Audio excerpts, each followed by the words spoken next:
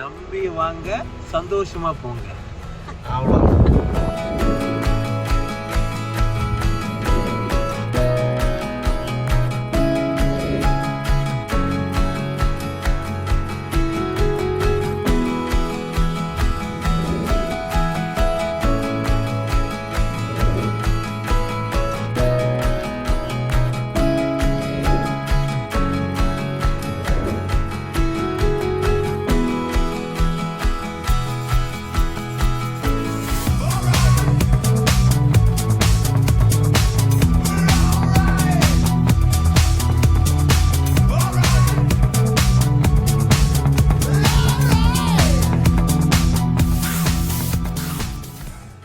മല്ലൂസ് മെല്ലൂസിൻ്റെ പുതിയ വീഡിയോയിലേക്ക് എല്ലാവർക്കും ഹാർദവമായ സ്വാഗതം.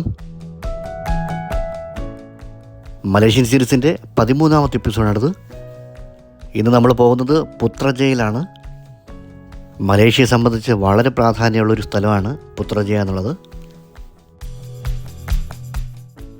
പുത്രജയയുടെ പ്രധാനപ്പെട്ട പ്രത്യേകത എന്നത് prime മിനിസ്റ്ററിൻ്റെ office പുത്രജയയിലാണ്.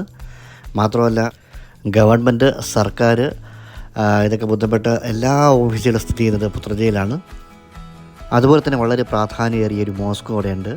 പുത്രജയ mosque, pink mosque എന്ന് അറിയപ്പെടുന്നുണ്ട്, അല്ലെങ്കിൽ പുത്ര മോസ്ക് എന്നിങ്ങനെ വിവിധ പേരിൽ അറിയപ്പെടുന്നൊരു മോസ്കാണ്.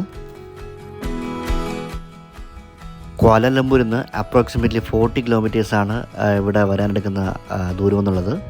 അതായത് നമ്മൾ ഡ്രൈവ് ചെയ്ത് വരികയാണെന്നുണ്ടെങ്കിൽ 1 hour ട്രാവലിംഗ് എടുക്കുന്ന ഒരു ഡെസ്റ്റിനേഷനാണിത്.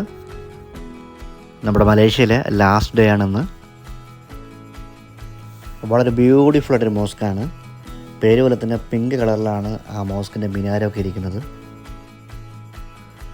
ഈ മോസ്ക് തികച്ചും ഐറിഷ് തുർക്കിഷ് മാതൃകയിലാണ് നിർമ്മിച്ചിരിക്കുന്നത്. മോസ്കിന് മുമ്പിലായിട്ട് നമ്മുടെ ഗേറ്റ് വേ ഓഫ് ഇന്ത്യയിൽ കാണുന്ന മാതിരിയുള്ള ആ സെയിം മാതൃകയിലുള്ള ഒരു പ്രധാന കവാടം കാണാൻ പറ്റുന്നുണ്ട്. വളരെ വിശാലമായിട്ടുള്ള സ്ഥലമാണ്. അതുകൊണ്ട് തന്നെ പാർക്കിങ്ങിന് യാതൊരുവിധ ബുദ്ധിമുട്ടും ഇല്ല. ഇവിടെ നമ്മുടെ വണ്ടി ഇവിടെ പാർക്ക് ചെയ്തിട്ടുണ്ട്. നമുക്കിത് നടന്ന് നമുക്ക് ഈ മോസ്കിനുള്ളിലോട്ടുള്ള കാഴ്ചകൾ കണ്ട് ആസ്വദിക്കുക സുഹൃത്തുക്കളെ. കയറിയുടൻ ഇവിടുത്തെ ഒരു ജീവനക്കാരനുണ്ട്. ആക്ച്വലി നമ്മോട് ചോദിക്കുന്ന ഒരേ ഒരു കാര്യം നിങ്ങൾ ഏത് രാജ്യക്കാരാണ് എന്നുള്ളതാണ്. അപ്പോൾ നമ്മൾ നമ്മുടെ ഏത് രാജ്യത്താണ് വരുന്നത് എന്നുള്ള കാര്യം പറയുക. അവർ നോട്ട് ചെയ്യുന്നുണ്ട്. പിന്നെ നമ്മൾ അതോടെ കടത്തി വിടുന്നു. ഇത്രയേ ഉള്ളൂ ഇവിടുത്തെ ഒരു ഫോർമാലിറ്റി എന്നുള്ളത്. അതുപോലെ ഏതൊരു ഭക്തിസാന്ദ്രമായിട്ടുള്ള ഒരു ദേവാലയമാണെന്നുണ്ടെങ്കിലും നമ്മളുടെ പാദരക്ഷകൾ അകത്തോട്ട് ഇട്ട് കയറാൻ പാടില്ല. അപ്പോൾ അതുപോലെ ഇവിടെ ഒരു സ്റ്റാൻഡൊക്കെ വെച്ചിട്ടുണ്ട്. നമ്മുടെ പാദരക്ഷകളെല്ലാം പുറത്ത് വെച്ചിട്ട് വേണം അകത്തോട്ട് കയറുവാനായിട്ട്. ഇവിടെ മസ്ജിദ് പുത്ര അല്ലാന്നുണ്ടെങ്കിൽ പുത്രജയ മോസ്ക് മലേഷ്യ എന്നൊക്കെ പറഞ്ഞ് എഴുതി വെച്ചിട്ടുണ്ട്. നമ്മുടെ പഴയ എപ്പിസോഡ് നമ്മൾ നാഷണൽ മോസ്കിൽ പോയിട്ടുണ്ടായിരുന്നു. ആ എപ്പിസോഡ് കാണാത്തവരുണ്ടെന്നുണ്ടെങ്കിൽ തീർച്ചയായിട്ടും കാണുക. അതിൻ്റെ ഞാൻ കാർഡ് മുകളിൽ കൊടുക്കുന്നതായിരിക്കും. അപ്പോൾ അവിടെ ഒരു ഡ്രസ് കോഡ് ഉണ്ടായിരുന്നു ലേഡീസിന്. അത് സെയിം ഡ്രസ്സ്, അതായത് തൊപ്പിയുള്ള ഒരു ജുബ്ബ ടൈപ്പ് ഡ്രസ്സാണ്. അത് ഇവിടെ കമ്പൽസറി ആയിട്ട് ലേഡീസ് ഉപയോഗിച്ചിട്ടേ അകത്തോട്ട് കയറാൻ പാടുള്ളൂ. പുറകിലായിട്ട് പുത്ര മോസ്ക് എന്നും അതിൽ പ്രിൻ്റ് ചെയ്തിട്ടുണ്ട്. ഇപ്പോൾ നമ്മൾ കാണുന്നതാണ് പുത്ര മോസ്കിൻ്റെ അല്ലെങ്കിൽ പിങ്ക് മോസ്കിൻ്റെ ഫ്രണ്ട് വ്യൂ എന്നുള്ളത്. കോമ്പൗണ്ടിന് പുറത്തുള്ള പോലെ തന്നെ അകത്തും ഭയങ്കര സ്പേഷ്യസ് ആയിട്ടുള്ള ഒരു വലിയൊരു ഏരിയ തന്നെയുണ്ട്. അങ്ങനെ നമുക്കിനി നമ്മുടെ പുത്രജയ മോസ്കിൻ്റെ ഉള്ളിലോട്ട് കയറാം. ഇവിടെ കയറുവാനായിട്ട് എൻട്രി ഫീ ഒന്നുമില്ല, തികച്ച് സൗജന്യമാണ്. ഇവിടെ ഫോട്ടോസ് എടുക്കുന്നതിനോ വീഡിയോസ് എടുക്കുന്നതിനോ യാതൊരുവിധ റെസ്ട്രിക്ഷൻസ് ഒന്നുമില്ല. എന്നിരുന്നാലും ഇവിടെ പ്രാർത്ഥിക്കുന്ന ആൾക്കാർ നമ്മൾ ഡിസ്റ്റർബ് ചെയ്യാൻ പാടില്ല. നമ്മൾ മോസ്കിനുള്ളിൽ പ്രവേശിച്ചപ്പോഴത്തേക്കും ഒരു ഭക്തിസാന്ദ്രമായിട്ടുള്ള ഒരു അന്തരീക്ഷമാണ്. 1997 ഈ മോസ്കിൻ്റെ നിർമ്മാണം തുടങ്ങിയത്. ഏകദേശം 2 വർഷം എടുത്തുള്ളൂ നിർമ്മാണം പൂർത്തിയാകുവാനായിട്ട്. നമുക്കറിയാം മുസ്ലിംസിൽ തന്നെ 2 കാറ്റഗറി ഉണ്ട്, സുന്നി, ഷിയ എന്നിങ്ങനെ. ഈ മോസ്ക് സുന്നി വിഭാഗത്തിൽപ്പെട്ടവരുടെയാണ്. എന്ന് വെച്ച് ഷിയാക്കൾക്ക് ഇതിനകത്ത് വരാൻ പാടില്ല, അങ്ങനെയൊന്നുമില്ല. ജാതി മതഭേദമന്യേ ആർക്ക് വേണമെങ്കിലും ഇതിനകത്ത് വരാമെന്നേ ഉള്ളൂ. ഏകദേശം ഒരേ സമയം 15,000 പേർക്ക് ഇരുന്ന് പ്രാർത്ഥിക്കാനുള്ള സൗകര്യം ഈ മോസ്കിനകത്തുണ്ട്. 250 മില്യൺ മലേഷ്യൻ റിങ്കിറ്റാണ് ഈ മോസ്കിൻ്റെ കൺസ്ട്രക്ഷൻ കോസ്റ്റ് എന്നുള്ളത്. ഇസ്ലാമിക് മോഡേൺ മൂറിഷ് സ്റ്റൈലാണ് ഈ മോസ്ക് നിർമ്മിച്ചിരിക്കുന്നത്. ടൂറിസ്റ്റുകൾക്ക് പ്രവേശനം അനുവദിക്കുന്നതായിട്ടുള്ള എല്ലാ മോസ്കിലും ഉള്ള പോലെ തന്നെ ഇവിടെയും ഗൈഡുകളുണ്ട്. നമുക്ക് മതപരമായിട്ടുള്ള എന്തെങ്കിലും ഡൗട്ട്സ് കാര്യങ്ങൾ ഉണ്ടെന്നുണ്ടെങ്കിലോ ഈ മോസ്കുമായിട്ട് ബന്ധപ്പെട്ട ഡൗട്ട്സ് കാര്യങ്ങളൊക്കെ ഉണ്ടെങ്കിലോ ഇവിടെയുള്ള ഗൈഡിനോട് ചോദിക്കുകയാണെങ്കിൽ അവർ ക്ലിയറായിട്ട് നമുക്ക് എല്ലാത്തിൻ്റെയും ഉത്തരം പറഞ്ഞു തരും. ഈ മോസ്കിന് 9 ഡോമും ഒരു മിനാരമാണ് ഉള്ളത്. ഡോമിൻ്റെ ഹൈറ്റ് എന്നുള്ളത് അതായത് ഔട്ടർ ഹൈറ്റാണ്, ഏകദേശം 50 മീറ്ററോളം ഹൈറ്റ് ഉണ്ട്. നമ്മളിപ്പോൾ കാണുന്ന മിനാരത്തിൻ്റെ ഹൈറ്റ് എന്നുള്ളത് 116 മീറ്ററാണ്. മിനാരം വളരെ മനോഹരമായിട്ടാണ് ഡിസൈൻ ചെയ്തിരിക്കുന്നത്. ഇവിടെ വരുന്നവർക്ക് പ്രാർത്ഥിക്കുവാനായിട്ട് ഖുറാനും മറ്റ് വേദപുസ്തകങ്ങളൊക്കെ ഇവിടെ വച്ചിട്ടുണ്ട്. ഇവിടെ മറ്റൊരു കാര്യം ഞാൻ ശ്രദ്ധിച്ചത്, വളരെ ചെറിയൊരു കാര്യമാണ്, പക്ഷേ അത് വളരെ ബുദ്ധിപരമായിട്ടും മനോഹരമായിട്ടാണ് ചെയ്തിരിക്കുന്നതാണ് എനിക്ക് തോന്നുന്നത്. വേറെ ഒന്നുമല്ല, കണ്ടോ ഈ നടുക്ക് ഈ ചെയർ അറേഞ്ച് ചെയ്ത് വെച്ചിരിക്കുന്ന രീതിയിലാണ്. സംഭവം ചെറിയ കാര്യമാണെന്നുണ്ടെങ്കിലും അതിൻ്റെ ഇമ്പാക്റ്റ് വലുതാണ്. അതായത് നിലത്തിരിക്കാൻ കഴിയാത്ത ആൾക്കാർക്ക് ചെയറിലിരിക്കണമെന്നുണ്ടെങ്കിൽ അത് ആവശ്യമുള്ളവർക്ക് മാത്രമായിട്ട് ചെയർ എടുത്തിട്ട് നമുക്ക് ഇരിക്കാം. അല്ലാണ്ട് എല്ലാം നിരത്തിയിട്ടിരിക്കുകയാണെന്നുണ്ടെങ്കിൽ അത്രയും സ്ഥലം വേസ്റ്റാണ്.